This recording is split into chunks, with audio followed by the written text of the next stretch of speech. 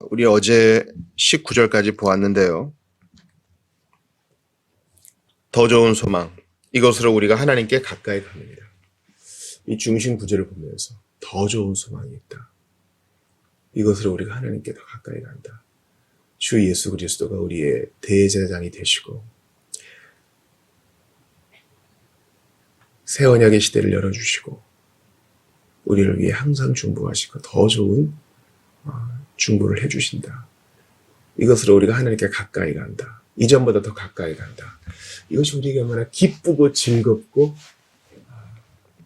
행복한 길인지 모르겠어요. 여러분, 쇼생크 탈출이라는 영화가 있어요. 억울하게 누명을 쓰고 들어온 한 죄수가 있습니다. 근데 그 안에서 여러 가지 어려움을 겪어요. 진짜 범인을 발견하게 되고요. 또 그 안에서 부조리한 일들을 겪습니다. 자기 아내를 죽인 진짜 범인이 누군지를 알게 되고 그 과정에서 제소자들에게 또 교육을 시켜주고 또 그 안에 있는 비리를 보게 되고 그 안에서 이제 인간적인 면모를 계속 풍기죠. 그러다가 탈옥을 감행합니다. 제가 지금 탈옥을 옹호하려는 건 아니고요.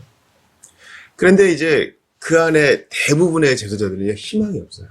그냥 이 안에 사는 겁니다. 그러다가 이제 모험수가 되고 가석방이 되고 사회로 돌아가면요. 적응을 못해요. 적응을 못해요.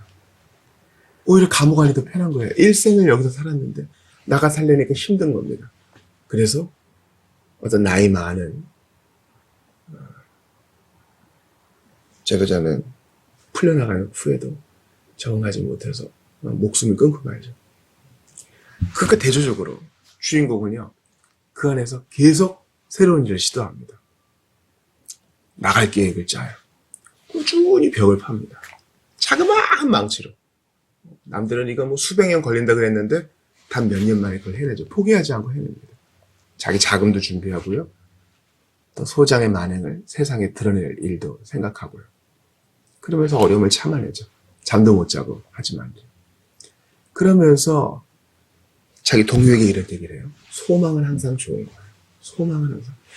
여러분, 예수 안 믿는 사람들이 하는 얘기입니다.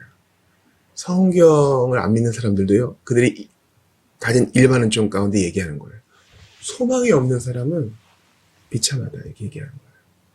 세상 사람들이 말하는 소망이란 뭘까요? 지금보다 더 좋아질 거라는 소망.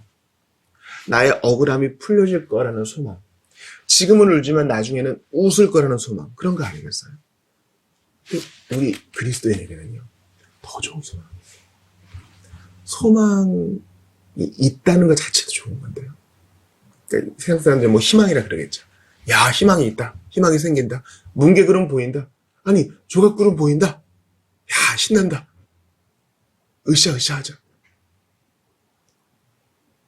우리가 그런 경험들이 있잖아요. 근데 그리스도인에게 더 좋은 소망이 있다.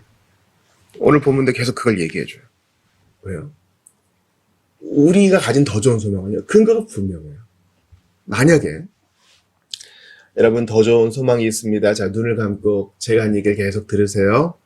그리고 이걸 기억했다가 하루가 시작하기 전에 거울 보고 자기한테 말씀하세요. 수시로 화장실 갈 때마다 거울 보고 말씀하세요. 나는 더 좋은 소망이 있다. 더 좋은 소망이 있다. 이건 자기 암시죠. 근거가 없는 정신치료적 요법 중 하나라고 할 수 있겠습니다. 정신치료가 다 나쁜 거 아니지만 올바른 근거에 의해서 진행되지 않으면 악영향을 미칠 수 있죠. 우리 신자에게 더 좋은 소망이 있다는 것은요. 근거가 분명하니 그것은 바로 오늘 본문에 나온 것처럼 시편 110편을 인용한 것처럼 예수님께서 항상 계셔서 우리를 위한 한 대제사장이 되어주셔서 그 직무를 끝까지 감당하실 것이라는 것을 맹세로 약속하셨다는 데 있어요. 여러분 23절 보세요. 제사장 된 그들의 수요가 많은 것은 죽음으로 말미암아 항상 잊지 못함이로다. 자, 레위인들의 숫자가 왜 많아요? 여러분 하나님께서요. 12지파 중에 한 지파인 레위 지파한테는 기업도 안 줬어요. 그리고 이것만 해. 그 안에 있는 이제 아론의 제사장 반열도 마찬가지죠. 이것만 해. 왜냐하면 이스라엘 백성들을 위해서는 제사장 그룹이 필수적인데 이걸 위해서는 딴 데 매여서는 안 되거든요. 근데 계속 이제 그 순번이 있기 때문에 자기 직무를 성전이나 성막에서 하고 고향으로 갔다가 또 다시 돌아오고 이 루틴을 계속 지켜야 했습니다. 왜 그래요? 제사장 직분은 끊이지 않아야 되거든요. 그래야 하나님과의 관계가 보존이 되는 것이죠. 죄 문제를 계속 해결해야 됐고 하나님께 예배를 드려야 됐기 때문에 육신을 가진 제사장들은 여럿을 둬가지고 계속 그 직분을 지키게 해야만 했어요. 얼마나 피곤한 일이고 또 얼마나 가변적인 일이에요. 무슨 일이 생길 수 있잖아요. 세례 요한의 아버지도 자기 순번대로 성질에서 이러다가 천사의 통지를 받고 또 말을 못하게 되잖아요. 그런 순번이 있는 이유는 그들이 죽음으로 말미암아 연약한 가운데 있기 때문에 계속 이 일을 감당해야 됐기 때문에 그렇습니다. 그러나 예수님은 요한계시록에 말한 것처럼 한 번 죽으셨죠. 죽으셨으나 이제 살아나셔서 영원히 죽지 아니하시며 이 중보자의 직분을 감당하십니다. 대제사장으로서 하늘 성소에서 계속 제사장의 사역을 감당하세요. 이게 우리에게 더 좋은 소망의 근거가 되는 거예요. 아이고, 주님 저는 주일에 말씀드린 대로 쉬어야 됩니다. 8시간 일했으니 또 7, 8시간은 쉬어야 되고요. 단지 잠만 자는 게 아니라 밥도 먹어야 되고 잠깐 숨도 돌려야 되고 그렇습니다. 저도 제 자신을 계속 잘 돌볼 수가 없습니다. 근데 제가 오늘 쉴 수 있습니다. 왜냐하면 우리 예수님은 졸지도 주무시지도 않고 이전에도 계셨고 지금도 계셨고 앞으로도 계시어서 오실 분이시기 때문에 지금도 신실하게 나를 위한 제사장 직분을 감당하시기에 저 더 좋은 소망 가질 수 있습니다. 안심할 수 있습니다. 이게 우리 신앙 고백이에요. 할렐루야. 또 하나 대조를 하죠. 그들은 맹세 없이 제사장이 되었으되 오직 예수는 자기에게 말씀하신 이로 말미암아 맹세로 되신 것이라. 하나님은 제사장의 법을 만드시고 레위인들을 제사장 직무를 돕는 그룹으로 택하셨어요. 그리고 그것을 계속 이어지게 하셨습니다. 주님의 맹세가 개입된 건 아니죠. 주님이 명령하시고 세팅을 해놓으신 거예요. 그러나 예수님의 제사장 직분은요. 시편 110편 4절이 응한 것입니다. 네가 영원한 멜기세덱의 반차를 따르는 제사장이라. 멜기세덱처럼 그 족보도 가족도 출생도 분명히 알 수 없지만 레위 지파가 아닌 영원한 언약에 근거한 제사장이라는 것입니다.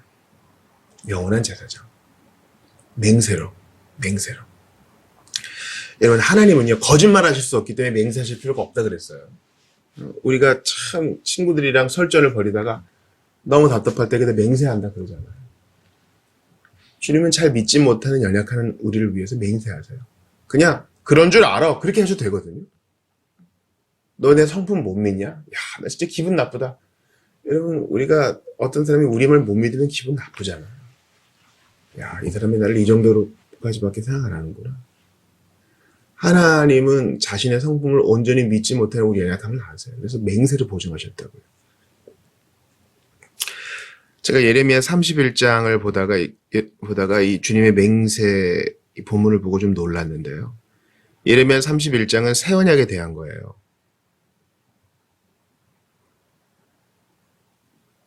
그래서 이런 거죠. 내 법을 너희 속에 두고 너희 마음에 기록해서 너는 내 백성 되고 나는 너의 하나님이 될 것이다. 내가 다시는 그들의 죄를 기억하지 않을 것이다. 작은 자부터 큰 자까지 다 나를 알 것이다. 이거 놀라운 말씀이에요. 새 언약에 대한 말씀. 그리스도로 인해 성취되는 새 언약의 말씀. 이거 좋은 건 줄 알아? 받아? 이러면 될 텐데 주님이 이거를 그 당시 백성들이 얼마나 받아들였겠어요? 그래서 맹세로 이걸 보증하세요. 예레미야 31장 35, 36이에요. 여호와께서 이와 같이 말씀하셨느니라. 새 언약에 대한 거예요. 그는 해를 낮의 빛으로 주셨고 달과 별들을 밤의 빛으로 정하셨고 바다를 뒤흔들어 그 파도로 소리치게 하나니 그의 이름은 만군의 여호와니라. 이 법도가 내 앞에서 패할진대 이스라엘 자손도 내 앞에서 끊어져 영원한 나라가 되지 못하리라 여호와의 말씀이니라. 무슨 의도인지 아시겠죠? 자, 내가 지금 너희에게 하니 언약 지키지 못하면 하늘의 해, 밤의 달과 별도 없어질 거예요. 주님이 이런 비유를 드셔서, 이런 극단적인 비유를 드셔서 믿어라, 받아들여라, 확실한 거야 약속하십니다. 조금 더 보죠. 37절 보니까 여호와께서 이와 같이 말씀하시되 위에 있는 하늘을 측량할 수 있다면 밑에 있는 땅의 기초를 탐지할 수 있다면 내가 이스라엘 자손이 행한 모든 일을 말미암아 그들을 다 버리리라 여호와의 말씀입니다. 하나님은 그런 일 없다는 거예요. 버리는 일 없고 오히려 이 새 언약을 확증하시고 지켜 행하시겠다는 겁니다. 여러분, 우리가 지금 이 하나님 말씀을 받잖아요. 나는 너의 하나님이 될 것이다. 이거 하나만으로도 대단한 건데 이건 보통 말씀이 아니라 아브라함에게 몇 번 나타나셔서 맹세를 보증하신 그 약속의 말씀 바로 우리 거예요. 우리도 확신할 수 있다는 것입니다.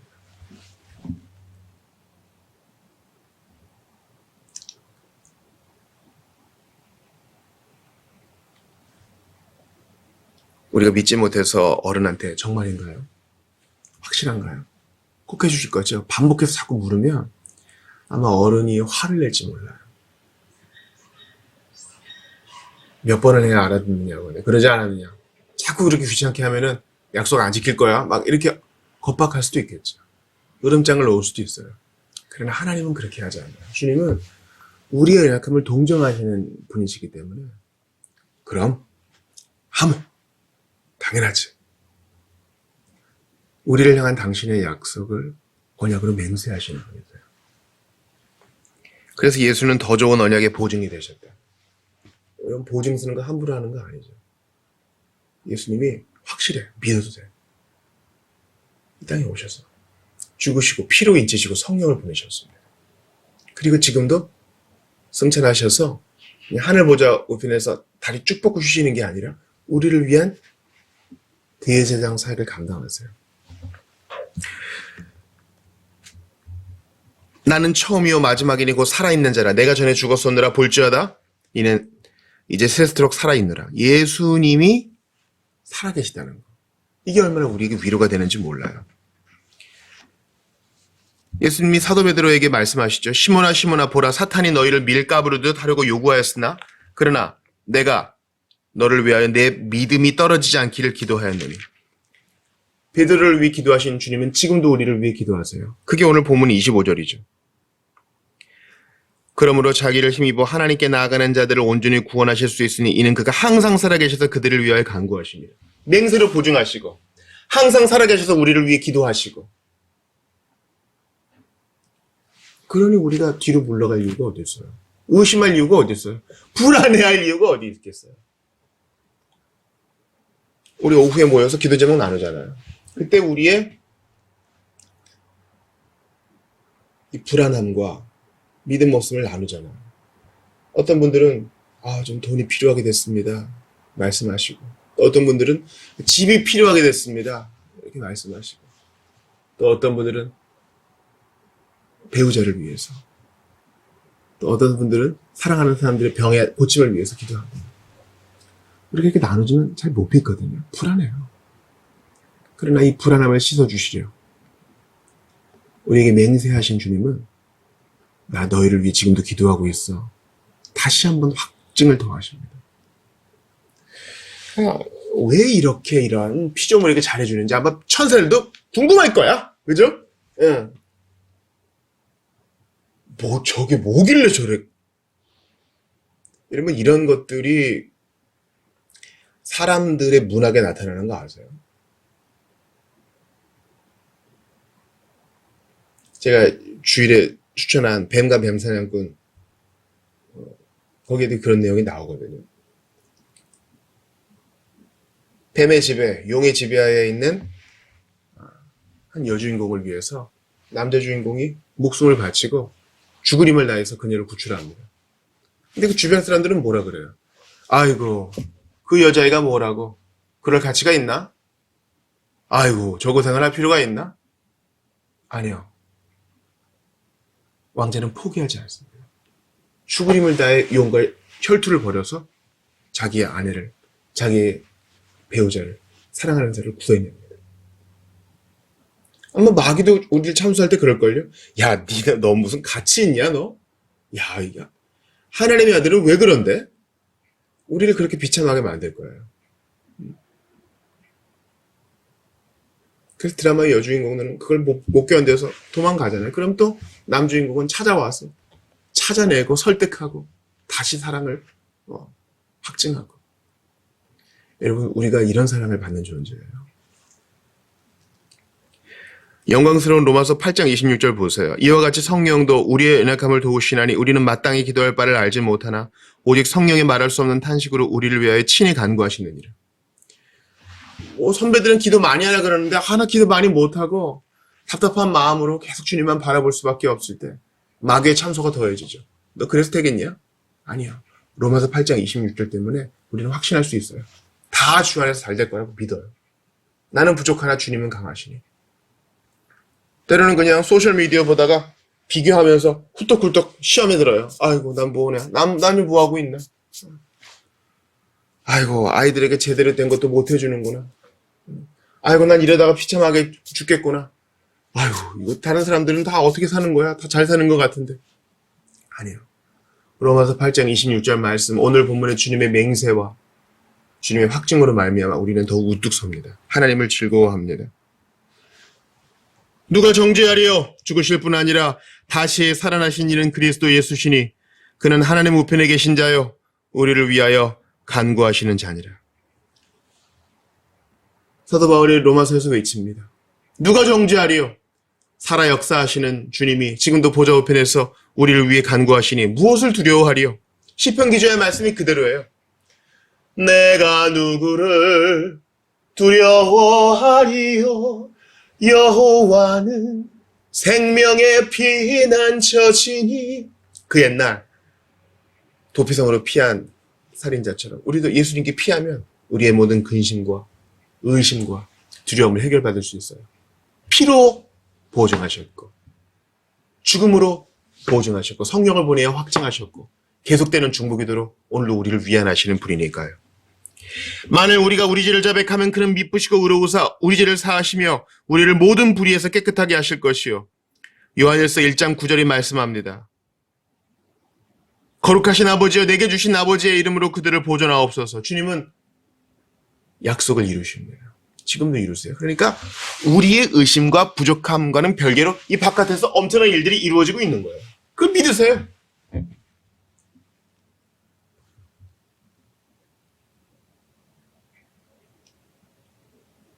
사랑하는 여러분, 사실 오늘 본문 말씀은 저를 위한 것입니다. 자비교회 교육자가 얼마나 형편없는지 몰라요. 믿음도 없고 성실하지도 못하고 선포한 대로도 잘 못 살고요. 자괴감이 빠집니다. 내가 이거 그만두는 게 하나님을 위해 좋지 않을까? 우리 성도들을 위해 더 좋은 교육자가 필요하지 않을까? 더 실력 있는 사람 필요하지 않을까? 자주 자괴감에 빠져요. 뒤로 물러나고 싶은 마음 들어요. 그러나 살아 역사하시는 주님, 지금도 기도해 주시는 주님, 보증하시는 주님, 맹세하시는 주님 때문에 오늘도 든든히 섭니다. 기억하세요. 신앙생활은 나의 나됨에 근거한 것이 아니라 하나님의 은혜에 근거하는 것입니다.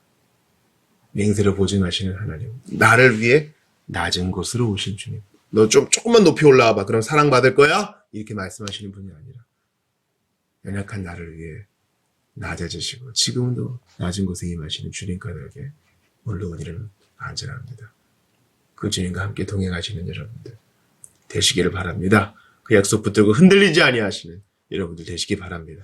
맹세로 보증하신 이 약속 붙들고 오히려 앞으로 나아가시는 여러분들 되시기를 주의 이름으로 축원합니다.